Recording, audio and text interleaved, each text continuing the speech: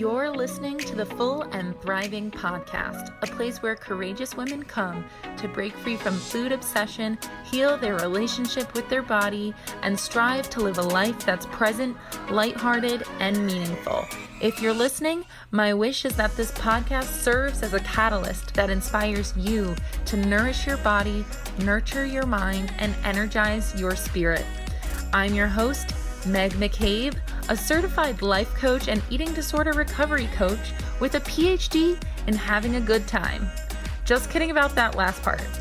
Anyway, thank you so much for listening and enjoy the show.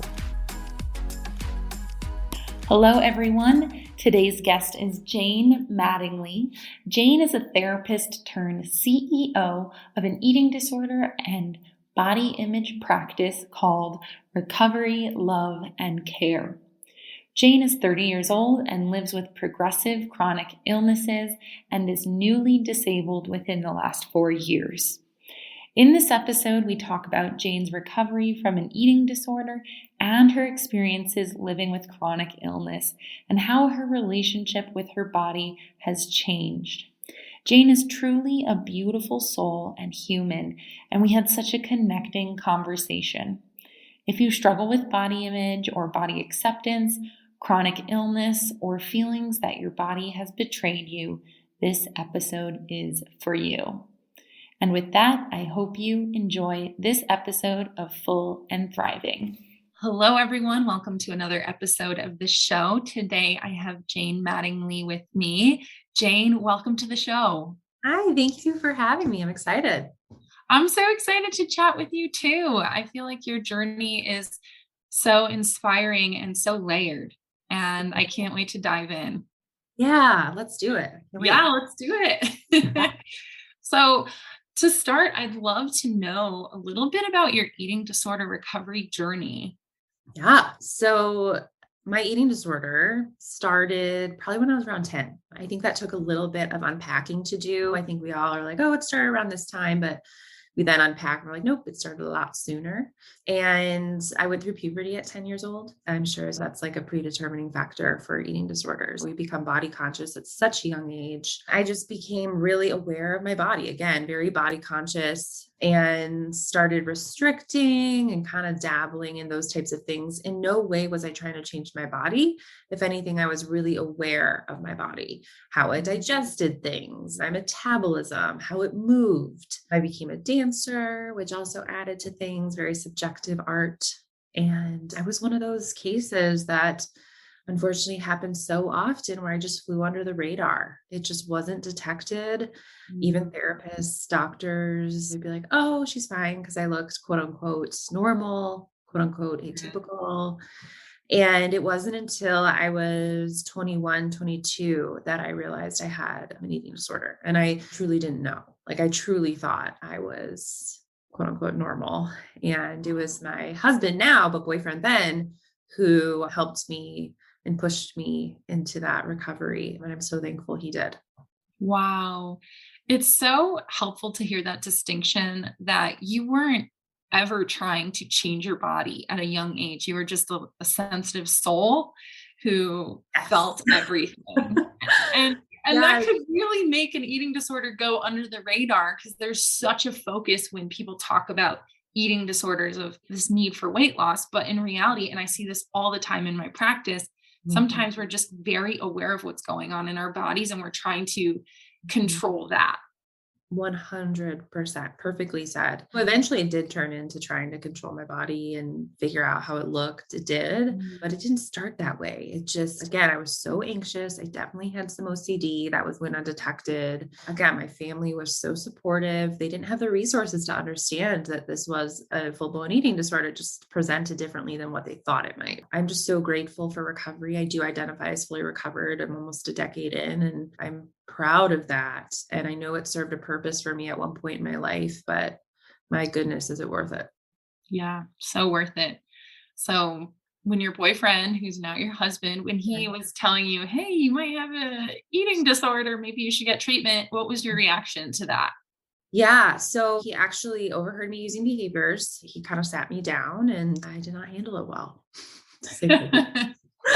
I think I left his house and was like, no. And he handled it with such grace. He was like, we don't have to talk about this now, but we do have to talk about this.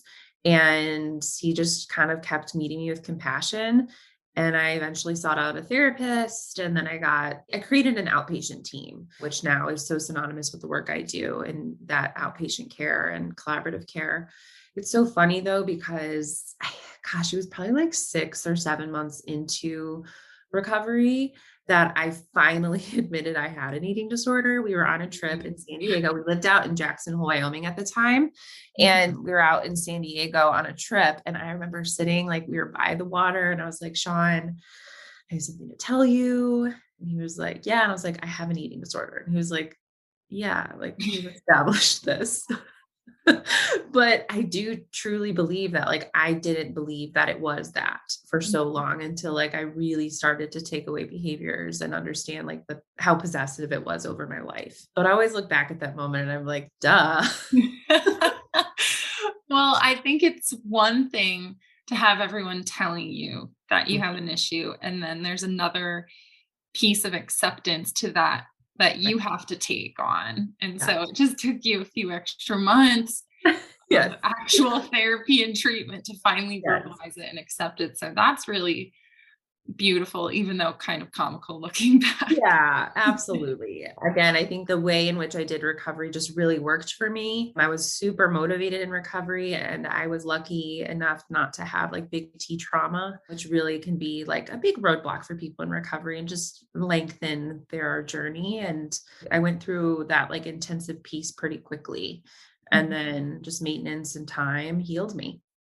That's wonderful. I know that recovery journeys look so different from person to person. And so I'm also fully recovered, and I feel really grateful that my process was also one that I was able to get through successfully. Very good to hear all of this. And so you had your outpatient team, you were able to manage to get to a place of full recovery within a few years, it sounds like. And then I know that chronic illness comes into play at some point. I know you went through a diagnosis, it sounds like about 4 years ago. So at Yes. that time, was there anything creeping in related to that you were unaware of?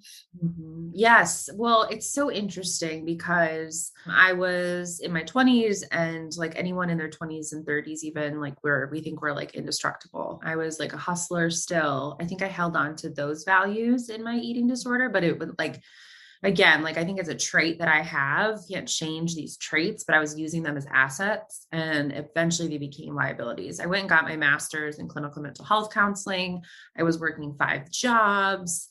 I was way overdoing it. And I was like, I'm in recovery, but I was still just way overdoing it. And I ended up actually, 4 years ago, I ended up in the ER multiple times and I lost my sight. I started losing my sight. I was diagnosed with a really rare neurological disease called intracranial hypertension. And I got brain surgery for that. And it was interesting though, at that time, I was like, oh, it's just this one thing. And then I'm going to like be better. I'm going to be fine. Cause I was very able bodied, very quote unquote healthy. And then things started to fall apart. Really, really scary symptoms. My body was not acting like it used to or it should. I ended up at the Mayo Clinic a couple times. And they ended up diagnosing me with a genetic disorder, Ehlers-Danlos syndrome, which is a really rare and complex chronic illness that affects your connective tissues. It presents different in every single person because your connective tissues literally hold your body together. It's like a whole body system thing. Some people that just means have hypermobile joints. And for some people, it means like me having 12 neuro procedures and being disabled, needing a mobility service dog and a rollator. And it's really drastically affected my life, flipped my life upside down completely. But it's interesting when you ask about how that affected my recovery. I look back and I mean, I always had this genetic disease. I mean, I was dislocating things left and right. I was in the hospital a lot, dislocating elbows, knees, was really, really sick a lot.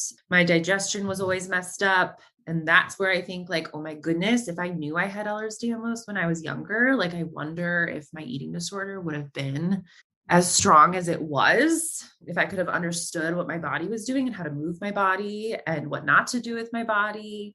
So there's a lot there. And yeah, in the past 4 years have been a journey, but I would say when I was diagnosed with the intracranial hypertension, I was just like, oh, I can get over this and then I can go back to my life, which I think is an interesting thing because I can't do that anymore.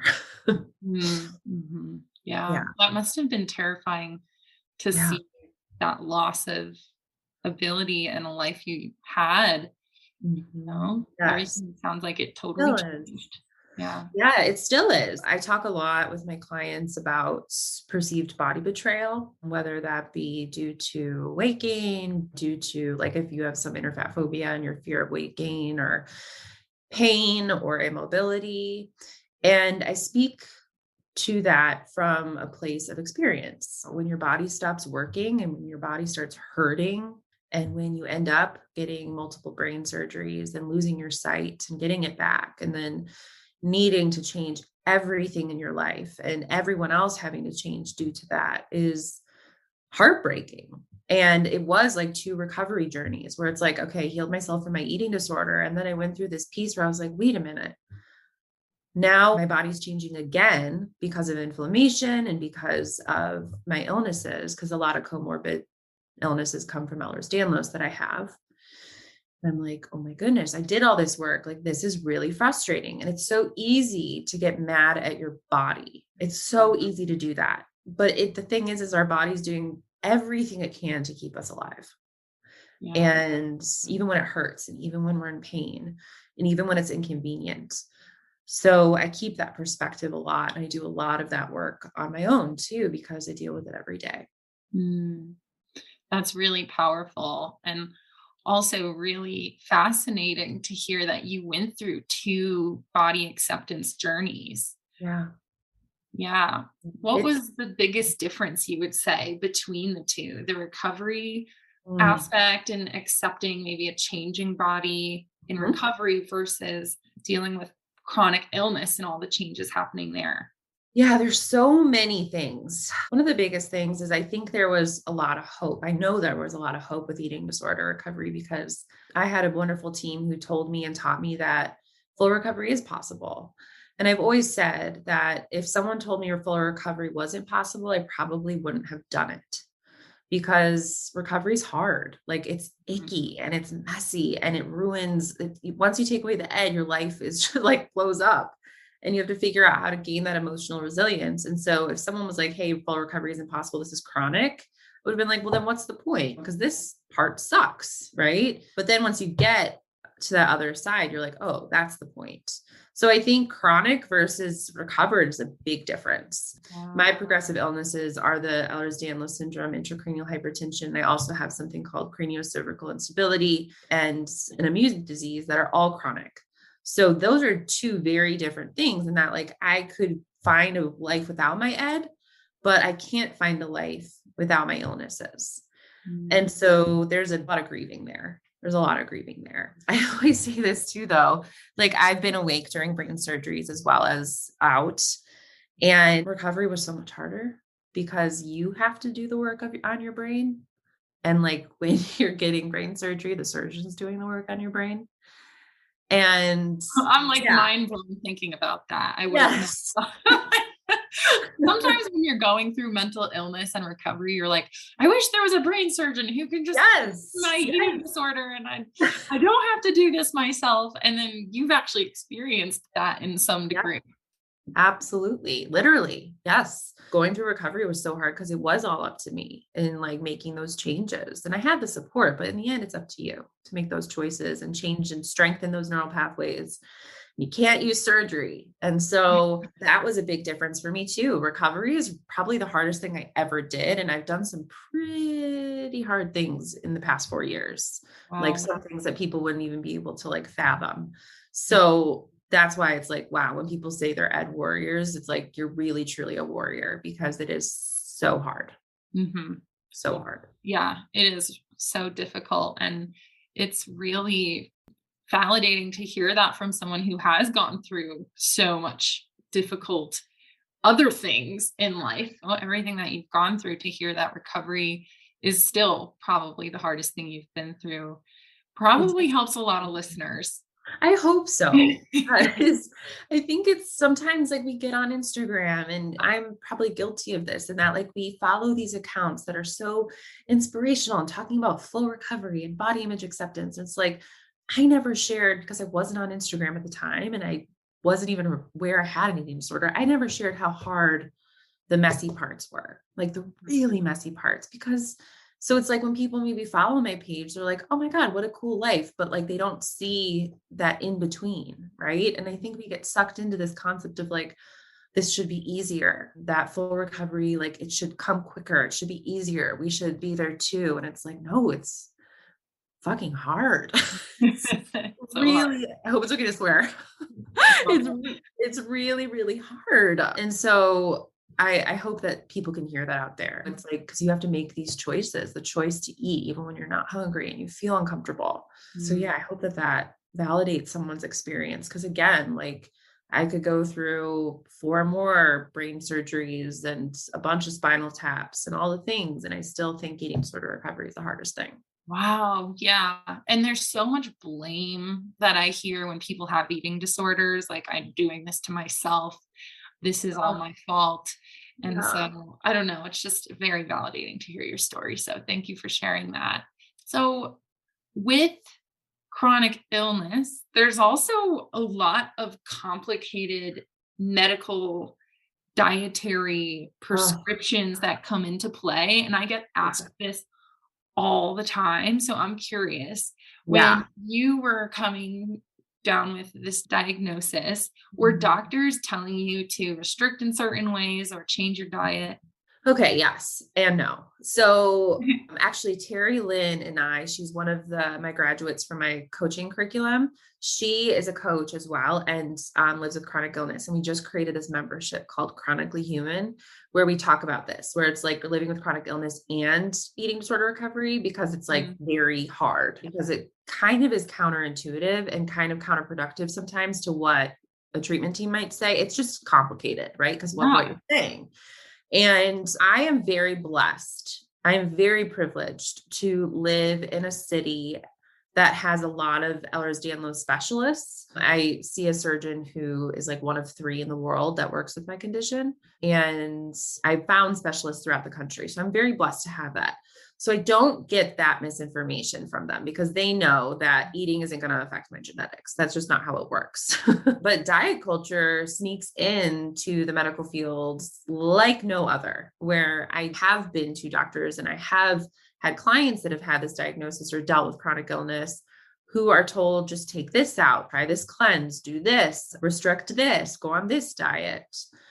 And I just think it's so problematic because basically what it's saying is if you eat differently, then you'll be better.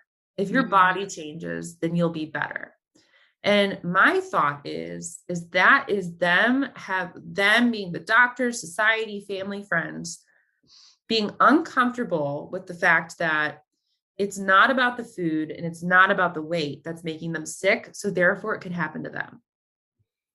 I Wow. think it's a fear of contagion. I do. Never heard of it framed that way before. It's a fear of like, well, just try celery juice and just take out this and take out that. And I'm not talking about like actual allergies, right? But and it's like, well, that should work. And or lose this weight. And they're not able to accept that it's not about the food and the weight. And if they do accept that, then that would mean it could happen to them. Hmm. And I think that scares people. Yeah, when it is about food and weight, people feel a little bit more control. They Yep. feel like they could control it. So I totally see that connection. I've just never really seen it framed that way, as I said, which is Yeah. really different. And I agree with that now that you say it.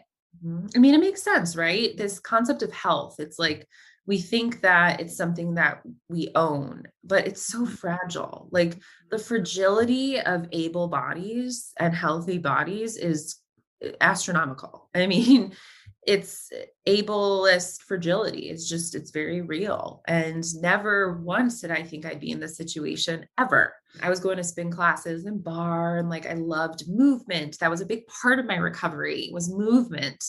And now it's like, whoa, I can't move. I can't do the things. And there's a lot of grieving to do there. And it's scary for others to admit that that could happen to them. So true. So can you tell me more about ableist fragility and what you mean by that? And also what ableism is, because this is a term that for someone like I'm in an able body more or less, and I would say I didn't hear this term for a few years ago. Right? It's a fairly Yeah. new term. Yeah, I didn't either. It's because of ableism that we didn't Yeah. hear about it. It's so pervasive, and I'm learning about it. I'm learning about it and from my disability. Like, I'm learning about it through experiencing it, which again is ableism, right? That like, we're not even really taught about it until we Yeah. experience it. And don't get me wrong, I hold so much privilege. I am aware of my privilege. I'm a white woman. I am straight, cisgendered. Like, I hold a lot of privilege there. But in the regards of my body and how it functions and what I need to do to stay alive and get around, there's not much privilege there. So that's what ableism is really about. It's about how we view health and worth. I think it's tied to diet culture and racism in every way. I think the way we, very Eurocentric view, the way we deem worth in a human is if they are white, if they are thin, if they are healthy, whatever that means, and they're able-bodied, straight, whatever that might mean. So I think it's like we have this picture of what worth looks like. And if we deviate a little bit, we're like, okay, we can accept that. But then again, I think as it starts to deviate so much where we're like, oh my God, could that happen to me? It becomes this fear. And I think ableist views and ableism is driven by fear. And it's driven by maybe hate, but I think more by fear that that could happen to us. Annoyance. It's like looking at people with disabilities and thinking, is disability just someone in a wheelchair? That's what I was taught. That like disability was just someone in a wheelchair who literally couldn't walk. And that's not what disability is. That blew my mind when I was going through this process. It's like some days I can walk throughout the house and some days I can't.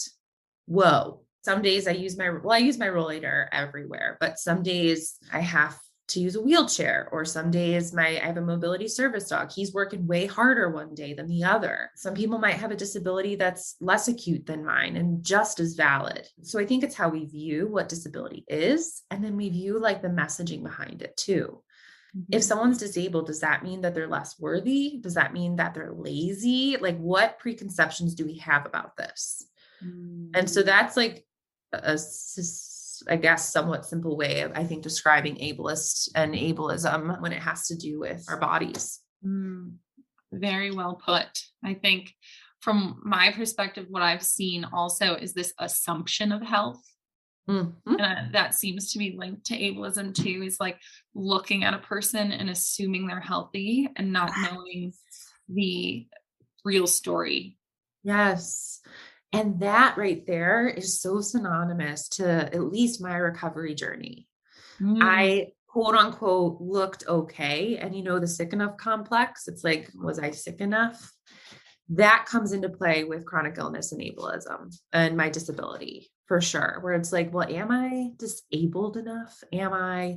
Or people look at me and they're like, she looks healthy. Like, she looks fine. Why does she have a dog? Why does she have a rollator? This assumption that my body is a billboard for my worth and health. Yes. Yeah. You're like blowing my mind today because I hadn't thought of that either. Like putting it in that way. You're like, people assume your body is a billboard for your worth and health. That's such a interesting way to think of it. People are going to look at you. It's like an advertisement. This is how valuable she is. This is how able she is. When in reality, that is not the case. It's really heartbreaking to think about, especially even invisible illness and how confusing of an experience that must be. And even with eating disorders, like when someone goes through weight loss, Like Mhm. there's a individual in my life who was recently diagnosed with Ehlers-Danlos Yes. and lost her ability to swallow food properly for a Oh, while. yes. And it was really scary because the weight loss happened Yep. and people were praising the weight loss. Oh, And in reality, it's a terrifying thing to lose your ability to swallow food. And this yeah. person's not going to be announcing from the mountaintops, oh, well, I can't swallow food right now. And they You don't know, owe anyone that explanation either, right? It's right. like other people's discomfort. Like I've noticed, and I'm so sorry to hear about your loved one. I mean, I know it's just, it's so complex. It's so complex. And like looking at someone, we just think like, oh, they're happy, they're healthy, they're worthy. It's like, no, that's just not it. Like that is so off base. I mean, we really just don't know people's story and other people don't owe us an explanation. Yes. You know, the question, how are you? That question is so well intentioned and I love it and I use it. But my goodness, is it so much heavier than it used to be? Because now that I deal with progressive chronic stuff, the question, how are you, is so loaded. Because Yeah. it's like, I'm not that great. And I know, depending on who's asking the question, they want to know if I'm better. They want to know if I'm cured or fixed. Mm. And that's not always the intent. Sometimes it's like, hey, how are you? But if it's coming from someone I know, like they're like, how are you? Like, is it better? And I'm like, no, I'm with this forever. And that makes them uncomfortable. The fact that I'm unwell. Right. And it's a really loaded question for you because now you are sort of burdened with their emotions. Like how you respond will probably impact them, which is Exactly. unfair. So if you're like, oh, I'm actually really still struggling, they're going to feel sad for you. And now you're like, now I just made them feel sad. And that, Yes. so to protect yourself, I assume, I think Fine. people who goes through eating disorders go have this too. You just say, I'm doing really well, I'm doing Yeah. better, so that it doesn't have to turn Mhm. the vibe down or make someone feel bad. And that creates a wedge between you and the person you're with and the Yeah. relationship. And it's really, That's I not feel, authentic. You're right. I'm so lucky for my husband and my family to have be so supportive. One of the things that my husband and I agreed on years ago is we don't ask that question. Like if he comes home from work and he's like, "Hey, how are you feeling?" We don't ask that because I was like, "I'll tell you if I really need you to know, but other than that, like this might be my baseline that I'm just like not well and I'm going to make the best of it." Like I'm a true believer that we have the choice to either lean into the doom and gloom or figure out how we can live for the now and live live bigger, hence my service dog, hence my mobility aid, hence being like moving to a one level home, things like that. It's like making adjustments so that I can be hopeful and joyful in the moment. Mhm. But I think other people view it as like, oh, she's just like kind of leaning into this, accepting that she's forever going to be sick. And it's like, no, my life is so much bigger now that I've accepted that this is how my body is. Yes, yes. I think that acceptance must be so relieving to be able to have that. I had a question while you were Yeah. sharing that, which is this body betrayal piece, especially with chronic illness. And then there's this loss of hope, like things might not get better. It might be a case of just managing something the rest of your life. So you do feel that body betrayal, as you mentioned earlier. How do you start fostering a sense of hope Yeah. when something is so chronic? And how do you foster self-love in that case as well? Yeah. It is I'm going to be honest, I don't think you'll ever get anyone, or at least myself, ever gets to this place of hope and acceptance. I think it's a constant practice. I Mhm. do. I Mm. think that some days are really hard. And some days I'm like, I can't believe that this is my life. And then there's some days where I'm like, I got this. I'm proud of this. And so I think the expectation that it's not going to be a destination, that it will always be a journey is really important to lay that out there. That some days are hard when I just emotionally, and then some days are easier. But I think really looking at my body as a vessel. In recovery, a mantra that I used a lot was don't love your body for what it looks like, love your body for what it can do. And now I was like, well, what if your body stops doing? Because mine, mine stopped doing. Yes. Oh my gosh. See, like through able-bodied lens, I Yes, might not have seen that as of course not. a problematic statement. Right. I didn't either. I was Mhm. saying it, like shouting it from the rooftops, because I was like, this makes so much sense. And then I went, like, started losing my sight. And I was like, wait a minute. Is my body not worthy now? Because that's what I was telling myself. And so it was reframing my relationship with my body and building that and saying my body's a vessel and it's not about what it can do. Instead, it's about what it can experience. Mm. And your life gets smaller when you have chronic illness. It just does, especially in a pandemic. Yeah. It gets smaller. I'm also immune compromised with my immune disease. So it gets small. Yeah. And I think it's figuring out how to make life right now worth living and experiencing, creating your circle, creating your support system, and allowing yourself to live and if you can. I think it's like I picked up a lot of things that I dropped off. Like I changed my work around. I put so much of my passion into my work, but I also take a lot of time to rest and a lot of time to meditate and a lot of time to rest again and go to therapy and talk with my family and build a support system and find new things that have nothing to do with my ability. So, or mobility. So, like reading, I picked that up again. Little tiny things like knitting, where I'm like, okay, I'm not going to get the same high from this maybe that I would from the endorphins released when you go for a run or you take a yoga class.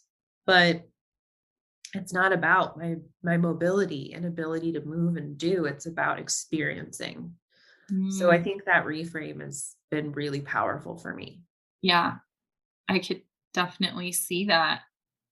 Do you find that when you were going through recovery, you said movement always was part of your recovery. Was there ever a time you had to stop your movement so that Yes. you could heal? Yes, absolutely. When I was in like probably the first year of recovery, I really had to kind of take it out of my coping skills toolbox, right? Like it Mhm. was like the way in which I numbed.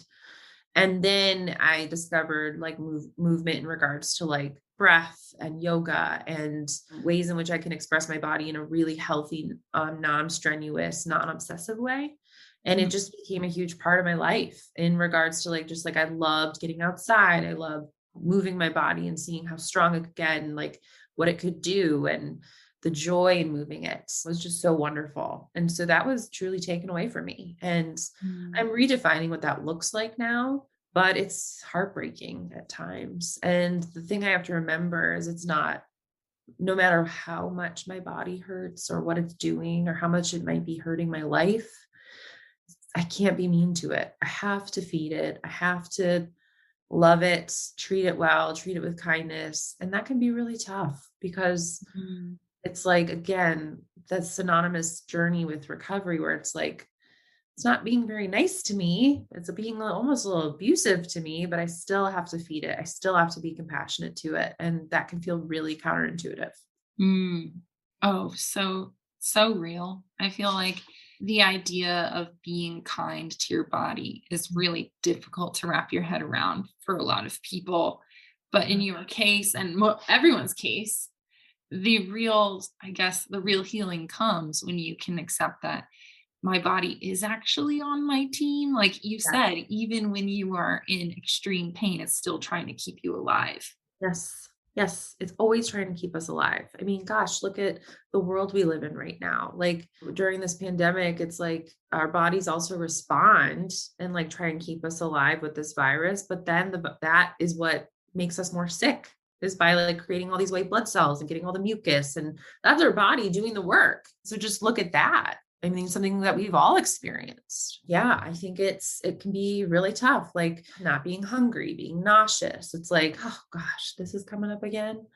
But it's like I've done this, but now I know that it's just a constant journey and I just have to treat it with kindness. And it's really, Mhm. really tough. Mhm. And how has your relationship with your body changed over Mhm. the past few years? Well, I mean, my body changed a lot. So Yeah. not just mobility wise, but my body expanded. I mean, I gained a lot of weight, and it was like, again, I was like, come on, like we're doing this again.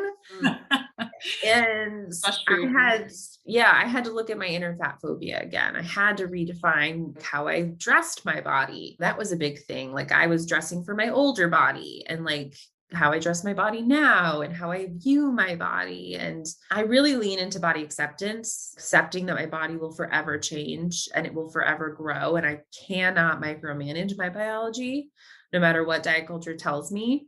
And so that has been a big thing for me, is knowing and accepting I can't micromanage anything and letting go a little bit more. I was put on some restrictive protocols at times with my immune disease, and I just had to really advocate for myself and say, like, I can't take out all these foods. Like, it's just not sustainable. I can't do this. And Wow. That's powerful to know. yeah. I think it's really intimidating to stand up and advocate for yourself to medical Yeah. professionals.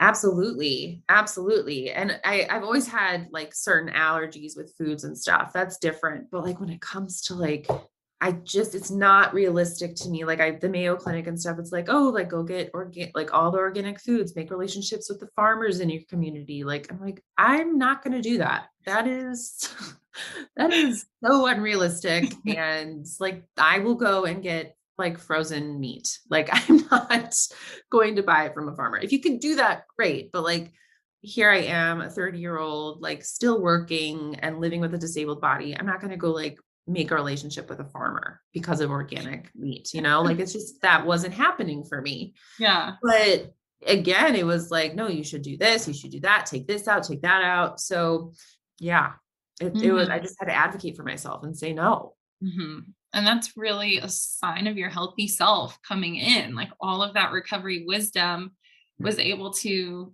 probably support you throughout that experience. Oh my gosh. Yes. I mean, I'm so glad I went through it like this. There's part of me that said, I wish I knew I had Ehlers-Danlos so I could have known, if the earlier diagnosed, the better, because the less damage you're doing and you know what to avoid and how to strengthen and all this stuff. The later on in your life it's diagnosed, the more chance it's going to be just more damage has been done. So I wish, there's a part of me that wishes I knew, but then there's a part of me that's like, I'm so glad I learned and built my emotional resilience through my eating disorder recovery in order to handle this now.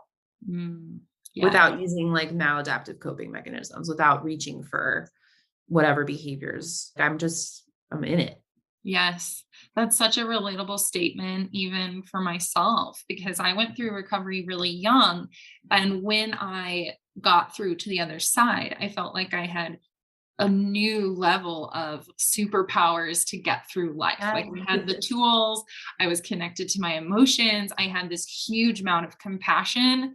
Like my judgmental side completely disappeared, at least most. Like I just felt like there was a huge transformation that empowered me throughout the rest of my life, and those qualities still kick in when I am faced with other challenges. Yes. Yes. Your toolbox becomes so much more vast and strong and like just amazing and complex. I mean, I just feel like and I am not saying that this has been like rainbows and butterflies. Like there are so many tears and breakdowns and things like that, but I'm not reaching for things that are destructive. I'm just saying like, okay, I'm going to cry and I'm going to have like a really hard time with this. And then I'm going to move on.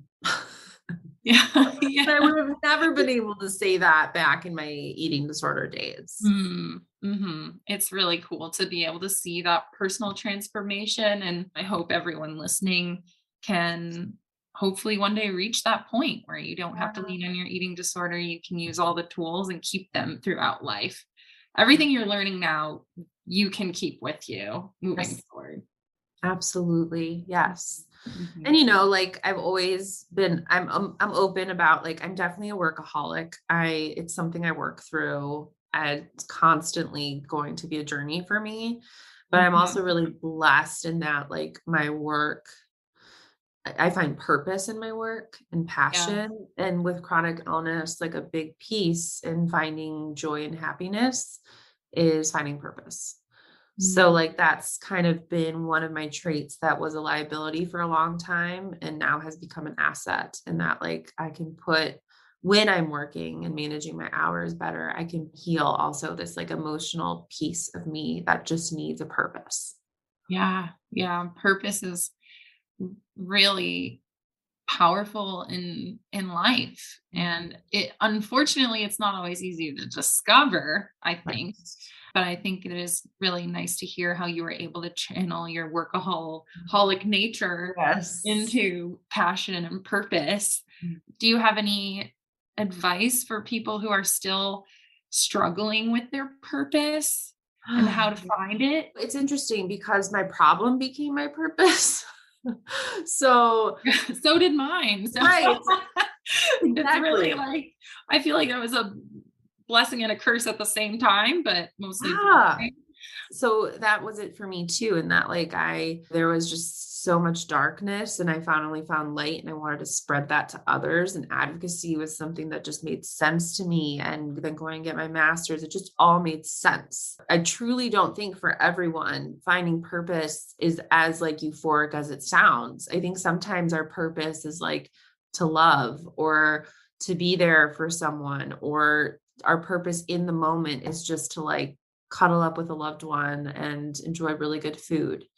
I Mhm. don't think we have to be doing all of this like hard, crazy work for the future. We can just look at now and say, like, right now, my purpose is to be XYZ. Yeah.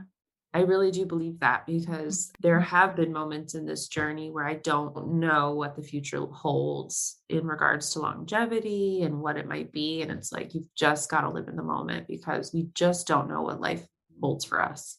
Yeah, that's really beautiful advice and very wise. And I think it can be difficult to accept those one word purpose, like to Yeah. love, to be, because we're kind of enculturated to think purpose comes from action. Yes. Yep. Ac- Achievements. Yeah, action, achievement. So, how do you manage that day to day? Like, how do you unlearn that? Yeah, it's a lot of unlearning. And I think that mentality that you're talking about is ableism, I believe, Yes, because yes, not all of us yes. can achieve and can do all those things and be as productive. Or productivity looks very different for some people than it does for others. And I think it's redefining what that means for you. For me, I used to define after recovery, I defined my worth as like as much as I could pack into the day. And Mhm. that burnt me out, and then I ended up sick, and then it was like, "Well, then now what?" And so I think it's like, again, building your support circle, looking at what is my life now and how am I contributing to my life? And Mhm. if that is rest and love and compassion, then, like, you're doing an amazing job. I think that's so true and a helpful reminder for everyone, especially if you're living with chronic illness or mental illness or something that takes a lot of energy and effort to manage day to day. Mhm. Just managing that and getting through the day doing that That's is amazing. enough. That's Yes. a yeah, that can be viewed as an achievement, even though we want to get away from the Absolutely. idea of achieving. It's like Yes. change your definition of what maybe achievement looks like or what your success, your version of success looks like. Absolutely. Yes. Like even with like me and my husband have had to really change how we even look at progress with my illness and getting better, right? Like so again, like that question, how are you feeling? I used to take that and he used to take that as a grade for how like I who I am like that day or how my day was. Yeah. And it's like when it comes down to it, sometimes my physical feelings, like my pain and my immobility and symptoms do majorly affect my life. And then some days they just don't. I just have to live with them and alongside them. And I have to live with it and alongside it. And it's not necessarily this grade of how good or bad my life is. And so it's not like, oh, I didn't take any. I used to say things like, oh, I didn't take any meds today. And it's like, that's not an achievement. Like, let's not, I need to Mm, not measure my worth and achievement by like the fact that I didn't take meds, because that's then giving my pain days like a bad grade. And I'm yeah. just as worthy on my bad days. It just looks different. Yes. I love that perspective. And I think that's also very relatable. I've heard people say, "Oh, I didn't take my medicine today." And it's Uh-huh. like a weird glorified thing to live without it. But in reality, it's really unkind to deny Yes. yourself something that you need to function day to day. Absolutely. And that might be stigmatized by society and others, but if it helps you and it's truly helpful and healthy for you, then do it. The amount of times I'm so bitter about it, but the amount of times people will say things like, I would never take pain medication. I'm like, well, you obviously haven't been in that much pain because if you're blacking out and throwing up from pain, you got to take pain medication. Like you have a central nervous system. It's not like you're just like immune to pain. Mhm. So again, it's like there's this glorification of not needing external help. And it's like, no, we live in a day of modern medicine. Like, let's thrive with Yes. Yeah. medication. I heard someone say this once, and I know we're coming up to the end of time, but someone said there's a difference between pain and suffering. And I Mm, think when you think about that, it's like pain, you can feel the pain, process the pain, manage the pain, and get yeah. through it, or you just suffer. And in this case, it might Yes. look like denying yourself the medicine, denying yourself the rest, the connection, all of those things that you need to thrive while you're in pain. If you deny yourself those things, it turns into suffering. And Wow. and Yes. like I was like, "Whoa," like so Whoa. true. Yes. So true. Well, that's kind of like what I was trying to get at with the doom and gloom, right? It's like Mm, we all have it and it's normal to suffer, but it is a choice to move out of it. You've got yes. to move out of it. And like you have to figure out how. Mm. And that makes a lot of sense I love that and I'm going to steal it.